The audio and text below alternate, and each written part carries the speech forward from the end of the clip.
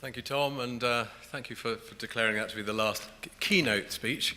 I'm not going to throw so many facts and figures at you as the last speakers, but very good talks on zinc and cobalt. I enjoyed that, and I'm definitely not buying a Tesla or an electric car with an 811 battery in it, because I think the cobalt's really good at the fire suppression, and if you take that cobalt out, in my view, it's probably going to catch fire. So I'll buy the old version of the Tesla.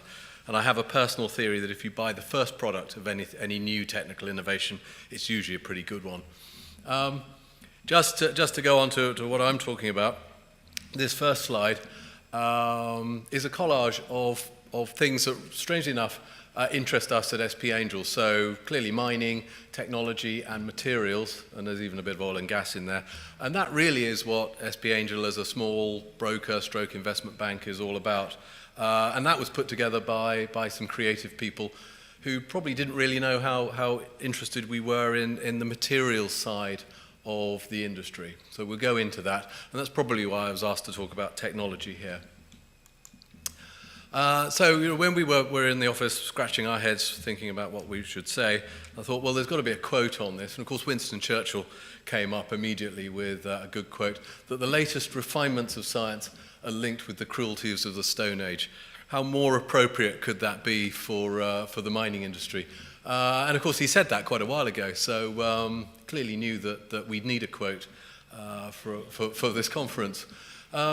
We could go into talking about feasibility studies and how those feasibility studies over the years have changed to reflect the technical innovations of the technology that we're going to talk about.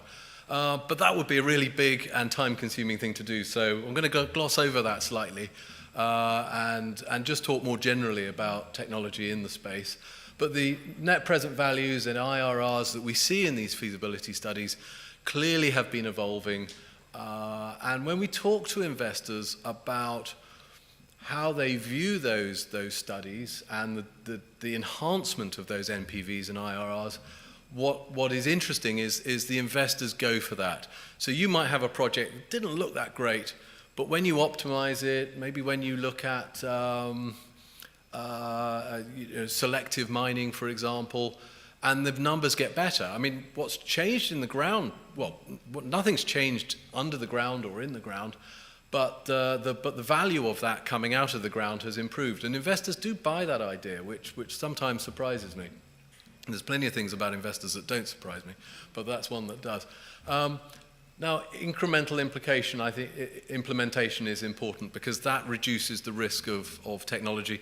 And because we're an industry that focuses on health and safety and the capital cost of this, that's an important way of reducing risk. And now, as an analyst, when I think of, well, what about technological failures? We don't see that many. Everybody blames stuff on the weather. They don't generally blame stuff on the technology, and maybe that's because we could get blamed for the technology, but everybody seems to accept that blaming stuff on the weather is a good idea.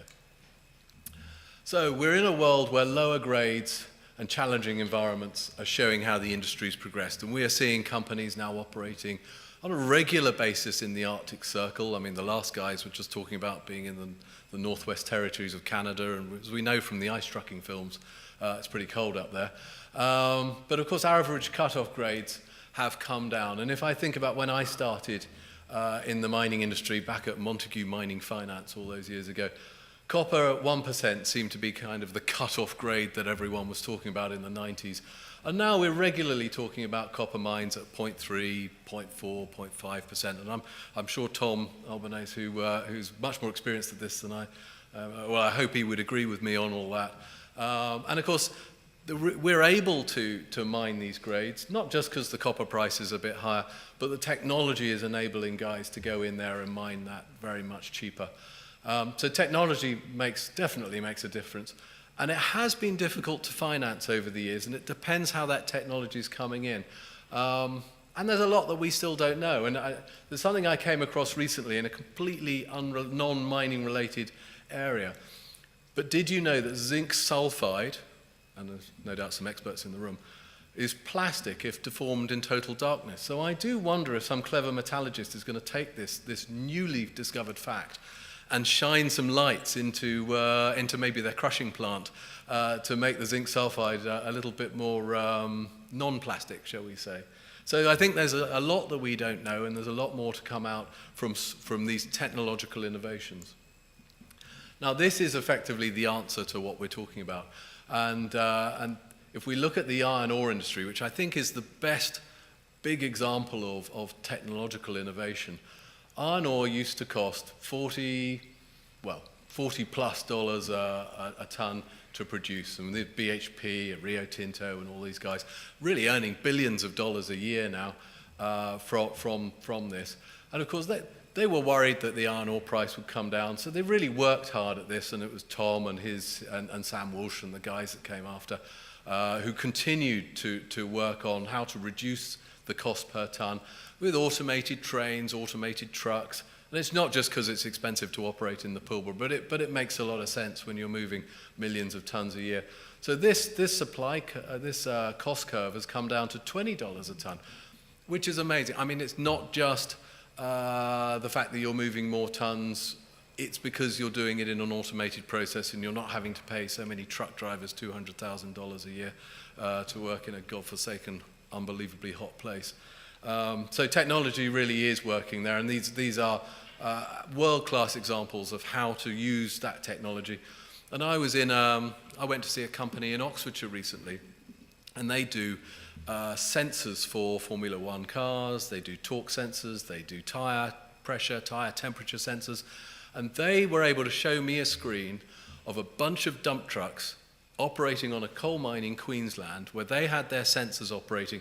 They could tell me exactly where each one of those trucks was, what the temperature of the tire was, what the torque on the axles were, and whether there were any problems. In fact, they would see if something got stuck on a ramp in the mine before the guys at the mine, and that was really quite useful. So, what is the investment case for technology in mining? Well, I think I've given you a bit of the answer, but if we can run through some of this, we do see non-technological mines working in various parts of the world, often in the DRC and African countries, where there are no explosives, no pumps, no hoists, no trucks, and no geostatisticians. So it goes to show that technology is not always a good thing. And the old Georgie Agricola has provided these wood carvings to remind us of how it used to be with fire setting and things like that. But let's think, why do countries like the DRC say that they want to improve their mining? Why do they want to bring Western mining companies in? And of course, I think it pays to be cynical in this, because although non-technological mining, non-Western mining employs millions of people, they're not very easy to collect taxes from. So tax collection, I think, is the main driver in many countries. If you've got a single company in managing a mining project, it's much easier for the government to collect tax from it. I think secondary to that for many of these politicians, maybe I'm a bit cynical here, is the health and safety aspect. Certainly the major mining companies are first class when it comes to health and safety, and the more automation you have, hopefully, the better your health and safety is going to be. Profit, a further consideration. Clearly, that's driving the profits of the major mining companies. And well, I mean, why would you invest all that money if you weren't going to make a profit out of it? But clearly, the health and safety side of that is more important. Then we become more efficient, and we probably create better resource utilization as well. Particularly if we're reducing our cost per ton, then you can actually afford to dig out more of the resource. So that's really rather important. So modern mining is in the national interest, and fire setting is not really the right way to do things. So technology is coming faster and better. I still love the ideas of the old stamp mills, and I did see one operating in France in a business not so long ago, but it was a metallurgical business producing parts for Airbus. So next time you fly on an Airbus aircraft, just know that there is a part in that plane that has been hammered out using a stamp mill, or something that looks like a stamp mill, that was over 100 years old. And they're very proud of their metallurgical heritage over there in France. But it is important to understand how the technology is financed. So lower interest rates in recent years have definitely helped companies to raise the large amounts of capital required. better access to finance because you've got more companies, you've got trading companies, royalty companies, streaming companies. And then, of course, the credit markets have expanded. You had Glencore coming in with massive revolving credit facilities that we used not to see 20 years ago. And the equity markets have expanded to go with this, although it doesn't always feel like that every day of the week. And let's not forget the unsung heroes of the game here. The service companies are doing a brilliant job. Caterpillar, Komatsu, Hitachi, Sandvik, Atlas Copco, Ototech. These guys are putting the technology together to make it work. And, you know, if they weren't doing it, we wouldn't have it, and Rio Tinto and BHP wouldn't be able to play with it. So the guys actually making this work are essential. They are better funded, and they are able to help the funding process as well. So these guys, if you go to Caterpillar and you say, I want to buy a bunch of your new dump trucks, the automated ones, they will help you finance it if they're having a bad day. If they're not having a bad day, I think you're having to pay up. And I see Tom nodding away. So carrying on with the Agricola wood carvings. This is a lovely one of a chap water divining, and I do know people in the mining industry who absolutely swear by this. And I know a chap who says he discovered water over at Sar Chesme some years ago. Now this is going back a few years because that was in Iran. When you were allowed to go to Iran. And he then became a war correspondent, incidentally. So in the old days, the divining rods were used. These days, I think they should still be used. But you can also go to OreXplore's new digital geologist. I bet you it still gives you a variety of different answers, none of which make perfect sense. But it goes to show you can actually use a computer program to replace those lab services for drill cores. But there's a lot of other different types of technology now. I won't go into them all because I think you probably know quite a lot of these. And if you read SolGold's detailed announcements on their project in Ecuador, you'll have understood a lot more about deep and remote geosensing than I will ever be able to interpret. So who buys technology in mining? Well, do the investors and do the analysts really get it? I'm not sure we really do. Do the miners present the technology very well? Well, I've been to quite a lot of these presentations, and I think we're really talking more about the profit than the technology, which is a shame because the technology is fascinating. So the technology gets mentioned in passing, and it's really the credit tends to go to the underlying resource. I guess it's just the way things work. So do you buy a mining stock on the benefits of that technology? Well, we saw an announcement from a little company called Afritin earlier this week. Low-grade tin project called Yus in Namibia, really ignored by just about everyone in the world. But they did a bunch of test work using dense media separation, and suddenly this thing looks really good. So yes, I think technology is now able to come through and turn long-lost projects or for much forgotten and unloved projects into real value generators. And are there investors? Are the investors really into this, or are they just Luddites and do they not care? Well, some are and some aren't, but it's always traditionally been difficult to get investors into pure technology plays. But if you've got a resource with the technology, it becomes a different game. So here's a typical underground mine, full of technological information, so innovation. First pumps came with the Newcomen engines in 1712. Then people started blasting with black powder in 1617, and then Nobel with his new dynamite in 1867, and then cyanide processing, always of interest. 1783, until of course the Russians turned cyanide into a bit of a dirty word in Eastern Europe by poisoning people with it. And then, of course, Rio Tinto with their first autonomous trains in 2017. And I think these are big technological developments going forwards. So, what technology should we use? And I just randomly pulled this off the internet, as one does with these images. And it's an interesting picture because you've got a strip mine here. One assumes it's coal, but it could be tar sands or something like that.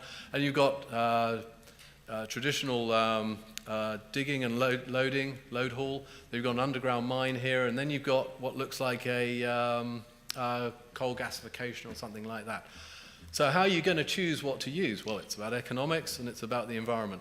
So there'll be some places where load haul will work, some places where you might be forced to go underground, and some places where you may be allowed to go for something slightly more technological.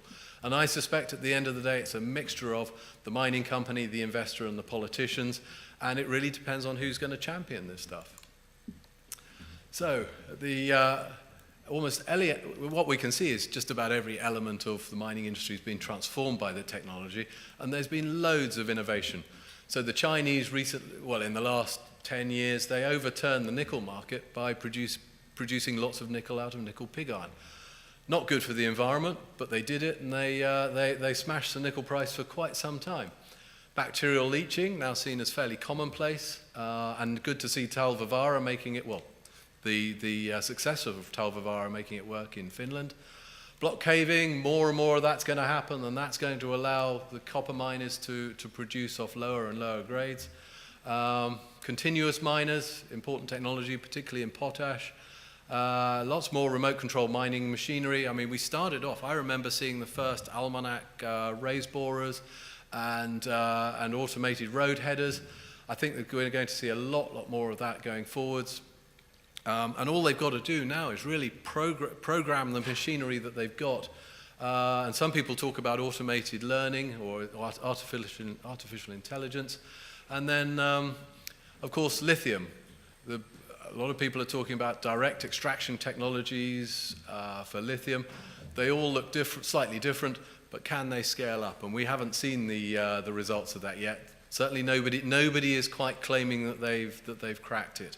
So the lithium industry, I think, is still very much open for grabs. And if we go on to rare earths, I think the Western world has actually forgotten how to process rare earths, which is a bit of a shame. Here we have a picture of Nautilus Minerals. You can see they're looking at mining on the seabed. They have the power to transform the industry, but we just don't know what the cost is going to be. Remember here, success has many fathers and failure is an orphan. Syama, they said they're going to go underground in Mali, and I'm thinking, a country like Mali, why are they going to go underground there? But it obviously makes some sense, and we look forward to seeing that work. With the technology, you can see exactly what's going on. Here we've got drill hole location technology and a bunch of workers who maybe not working. And I think in the future they won't be allowed to sit around on girders anymore. That's a picture of the Nautilus Minerals mock-up control room. That'll be on a boat somewhere sometime soon, so looking forward to seeing that working. More technology in geology, geophysics, drones, and open pit mines, but it's all going to need coordination and control, so don't forget to invest in data centers going forwards. Don't disrupt the canteen. It's the one thing you can't innovate with on the technology. At the end of the day, a mine is like an army. It operates on the food it eats, and chips and beans is an important element of that. We know you could never give a speech like this without talking about the final frontier, so SpaceX or planetary resources and these guys. I don't think they're going to be landing an asteroid on planet Earth sometime soon, or at least I hope not. And if we get on to different types of fuel, I still think it's very hard to beat the old pit pony in terms of fuel utilization, but fuel cells and batteries still very important. If we look at the fuel types, nothing is as light as an electron, but the problem is storing it. So whilst batteries are best, hydrogen is the optimum fuel, and that's just something on battery technology. Now, whilst we've been talking about fuel types and that sort of thing, one of the biggest innovations that I've seen is the Siemens prototype electric motor, 5 times better than comparable power plant. Now, this is for aircraft, but just imagine, if you can make your motor 5 times more efficient, your battery doesn't need to be a lot bigger. So just watch out when you're buying your hybrid vehicles or electric vehicles. It's the motor that might become more important than the battery. And that's the end for me, and I'm going to order my Uber taxi. Thank you. Good job.